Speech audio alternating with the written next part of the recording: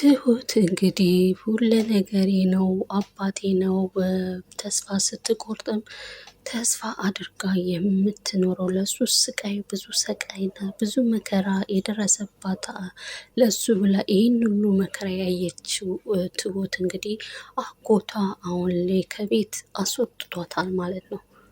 ሆኖም ግን አጎቷ ይህንን ነገር በማድረጉ በጣም ቢያሳዝንም ሆኖም ግን ያው ትሁት ይሄ የምታረጊው ነገር ተይ፣ ምንም ነገር አያዋጣሽም ብሎ ባለ ሰዓት እንግዲህ ትሁት አልሰማም ብላ በዛ ሰዓት ያው ይህንን ነገር አልሰማም ብላ ይህን ድርጊት በመስራቷ እንግዲህ አጎቷ ይህን ነገር ውሳኔ ለመውሰድ ተገዷል ማለት ነው። ትሁት እንግዲህ ለአጎቷ ብላ ያው ብዙ መከራና ብዙ ስቃይ ሲደርስበት የነበረው አንተ ይህን ስቃይና ይህ መከራ እስካሁን ድረስ አሳልፈዋል። ስለዚህ የጀመርኩትን ነገር እስከ መጨረሻው እስከማበቃው ድረስ ይህን ድርጊት በፍጹም አላደርግም በምትልበት ሰዓት እንግዲህ አጎትየው የእሷ ሁኔታ በጣም ስላልጣመው እንግዲህ ያው በእውነታ ምርር ስላለው ትሁትን ከቤት ለማስወጣት ተገዷል ማለት ነው። አጎትየው ያው ምክንያት አድርጎ የሚያየው እንግዲህ ህይወቴና ሁሉ ነገሬን ረብሸሽብኛል፣ ህይወቴንም አበላሽተሽብኛል፣ የሞተችውን ሴትዮ እንግዲህ አሁን አለች በህይወት ብለሽ ነገሮችን ህይወቴን ሁሉ እንደዚህ አድርገሻል። ስለዚህ የኔና የአንቺ ግንኙነት እዚህ ጋር ሊያበቃ ይችላል ብሎት እንግዲህ ከቤት እንድትወጣ አድርጓታል ማለት ነው። ትሁት እንግዲህ የሰራችው ነገር ያው ለአጎትየው ጥሩ ነገር ቢሆንም እሷ ደግሞ ነገሮችን ዞር ብላ ማሰብና ምንም ልትሰማው ስላልቻለች እንግዲህ ያው አጎትየው ማድረግ ያለበትን ውሳኔ ወስኗል ማለት ነው። ትሁት በበኩሏ በጣም ነው የከፋት ማለት ነው። ምክንያቱም አጎቷ ምንም ነገር ባደርገውና ምንም ነገር ብሰራ ይሄንን ውሳኔ ይወስናል ብላ በፍጹም ስላላሰበች እንግዲህ ይሄ ድርጊት በጣም ነው ያሳዘናት ማለት ነው። አጎትየው በበኩሉ እንግዲህ ለትሁት እንደዚህ ነገር ያላትን በመናደድ እንግዲህ ትሁት ያው ስጋዬ ነች፣ ልጄ ነች፣ ምንም ብላት ምንም ልትቀየመኝ አትችልም በማለት በመናደድ ያደረገው ድርጊት እንግዲህ ትሁት ጋር ከልቧ ተቀምጧል ማለት ነው። ስለዚህ ትሁት እንግዲህ የባዳነት ስሜት ነው እየተሰማት ያለው ማለት ነው። ምክንያቱም ዘመዱ ቢሆንና ስጋው አባቴ ቢሆን እንደዚህ አይነት ነገር በዚህ አይነት ለሱ እንደዚህ ብዬ ባደረኩት ነገር እንግዲህ ይህንን ነገር ሊያደርግብኝ አይችልም ብላ እንግዲህ ትሁት በልቧ ውስጥ አስቀምጠዋለች ማለት ነው። ስለዚህ ትሁት ያው ሁሉን ነገር የገመተችው አጎትየው ያው ካናዳ ዘመድ እንዳልሆነና እንደ ባዳነት ስሜት ቢሰማትም አጎትየው ደግሞ ሜዳ ላይ እንደሚጥላትና የትም ለማንም አሳልፎ እንደሚሰጣት ነው ሁሌ እየተሰማት ያለው ማለት ነው። አጎትየው እንግዲህ ውጭ ባላት ሰዓት እንግዲህ ትሁት የሁለት ቀን እድሜ በመጠየቅ አሁን ላይ ለመውጣት ልብሶቿንም እየተዘጋጀች ነው ያለችው ማለት ነው። ትሁት እንግዲህ አሁን ላይም እንግዲህ ተስፋ በፍጹም አልቆረጠችም ማለት ነው። ያው ብትበሳጭም ነገሮቹ እንደዚህ አይነት ነገር ቢገጥማትም እንግዲህ አሁን ላይ ያቺ ሞተች የተባለችውን ሴትዮ እንግዲህ አይኗን ለማየት ጓግታለች ማለት ነው። ስለዚህ የእሷን ነገር አሁንም አስቀድማ ከመፈለግ ወደኋላ አላለችም ማለት ነው። አሁን ላይ ትሁት እንግዲህ አጎትየው ካላት ጀምሮ እንግዲህ ያው እሱ እንደዚህ አይነት ነገር ከተነገራት ጀምሮ እንግዲህ ይበልጥ አሁን ላይ እሷ በምትፈልገው ሰዓት ላይ አጎትየው ከሰማ ነገሮቹ ምን እንደሚፈጠሩ አብረን የምናይ ይሆናል ማለት ነው። ምናልባት እንግዲህ ያው እንደኛ እንደምንገምተው ከዚህ የተሻለና ከዚህ የበለጠ ውሳኔ ሊወስንባት ይችላል ማለት ነው። ሁሉም ሰው እንግዲህ አጎትየው ያደረገውና የተናገረው ነገር እንግዲህ በጣም ነው ያሳዘናቸው ማለት ነው። ተመስገን በበኩሉ እንግዲህ ከዚህ ቤት እንድትውጪ እፈልጋለሁ እያላት ነው ያለው ማለት ነው። ተመስገን እንግዲህ አሁን ላይ በትሁት ላይ የሚደርሰውን ነገር እንግዲህ ከሰማ በኋላ ልቡ በጣም ነው ያዘነው ማለት ነው።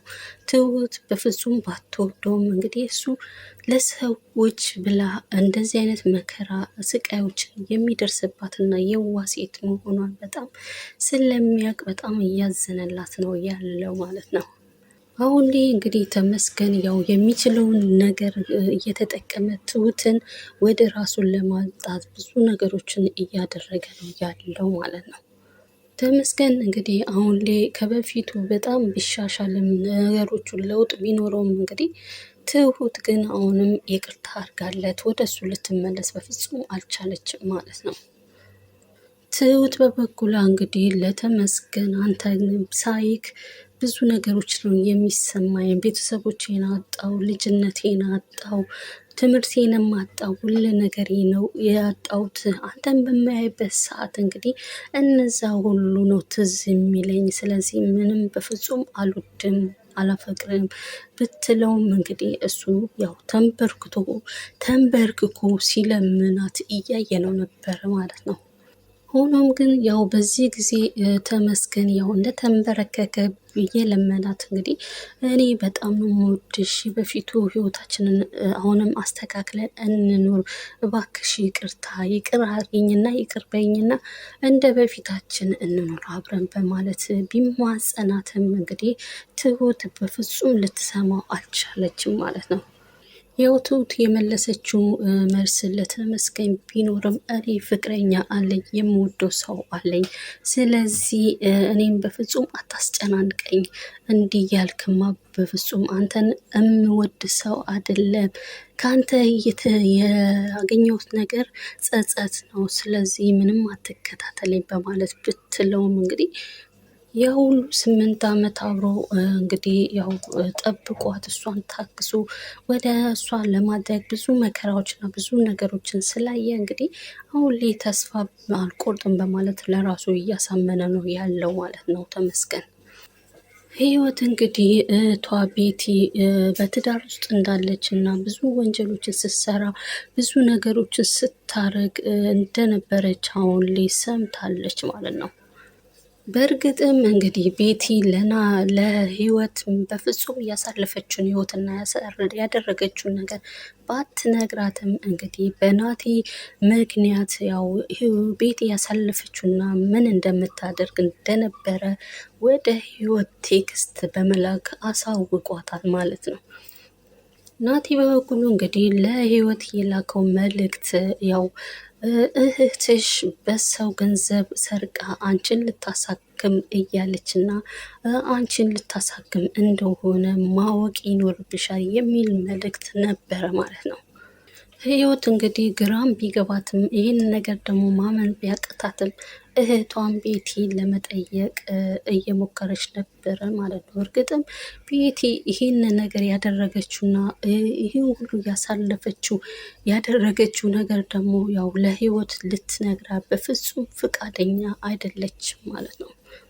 ህይወት በበኩሏ እንግዲህ ይህንን ነገር በፍጹም ስላደረግሽና ይህንን ነገር ያደረግሽው ነገር ለምንስ እንደዚህ ያደረግሽበት ምክንያት ንገሪኝ በማለት በምትጨቀጭቀባት ሰዓት እንግዲህ ቤቲ ያለውን ነገር እንግዲህ ሁሉንም ነገር ሳትደብቅ ነግራታለች ማለት ነው። እንግዲህ በእኔና በአንቺ መውለድ እኔና አንቺን የሚወልደን ሰው አግብቼ የነበረ ስኖር የነበረው እሱንም ለገንዘብ ብዬ ነው ብላ እያለች ብትነግራትም ይሄ ደግሞ እውነታው ስለሰማች የቤቲ እህት ያው ቤቲ የነገረቻት ነገር እንግዲህ ቢኖር ያው እኔ አንቺን ለማሳከም ነው ይሄን ድርጊት ያደረጉት፣ በሌላ መንገድ ደግሞ እኔና አንቺን ስቃይ ውስጥ ያስገባን የሚስትየው ወንድም ነው። ስለዚህ ይሄንን ለመበቀልና ሰውየውንም ገንዘቡን ለመውሰድና ሁለቱንም ለመበቀል ብዬ ነው ይህን ነገር ያደረግኩት። ገንዘቡ ደግሞ ለአንቺ ማሳከሚያ እንዲሆንልሽ ብዬ ነው ይሄም ድርጊት የፈጸምኩት። እንግዲህ ከአባቴ ጋር ነበረ ተጋብቼ የኖርኩት። ይሄ ደግሞ ምክንያቱ ዋናው እኛን የበደለን ሰውዬው ለመበቀልና አንቺን ለማሳከሚያ እንዲሆን ነው። ብሩ አፍታም ስለሆነም ንብረቱን ወደ ራሴ አዙሬ አንቺን ለማሳከም ነው ብላ ብትላትም እንግዲህ ህይወት የሰማችው ነገር ግራ ቢገባትም ይህን ነገር በወንጀልና በኃጢአትና በሌብነት የመጣ ገንዘብ እኔ አልታከምበትም ብላ በምትልበት ሰዓት ቤቲ በመናደድ እንግዲህ የገዛ እህቷን በጥፊ መታታለች ማለት ነው። ሆኖም ግን እንግዲህ እነ ቤቲ ያው እህቷን በማሳመን በግዳጅ እንግዲህ እንድትታከም እያደረጓት እንግዲህ ሕክምና ልትወስድ ልትችል ነው ማለት ነው።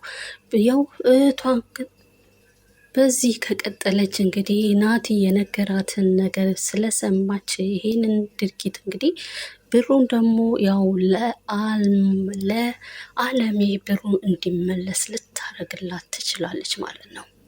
ናቲ እንግዲህ ይህን ድርጊቶችን እየሰራው ለእህቷ ለህይወት የነገራት ነገር ቢኖር እንግዲህ በጉልበት ያው ቤቲ ትመልስልኛለች ብሎ ምንም በፍጹም ስላልቻለ አሁን ላይ መጠቀም ያለበት በብላት መሆን ስላለበት ለእህቷ ይሄን ድርጊቶችና ይሄን ነገር የምታደርገውን ነገር የወሰደችን ገንዘብ ደግሞ የሰው እንደሆነ አንቺን ደግሞ ልታሳክምበት እንደሆነ ብሎ ስለነገራት እንግዲህ ምናልባት አሁን ላይ እህትየው ቤቲን ለማሳመን ቢከብዳትም ወደፊት እንግዲህ የአለሜ ገንዘብ ሊመለስላት ይችላል ማለት ነው።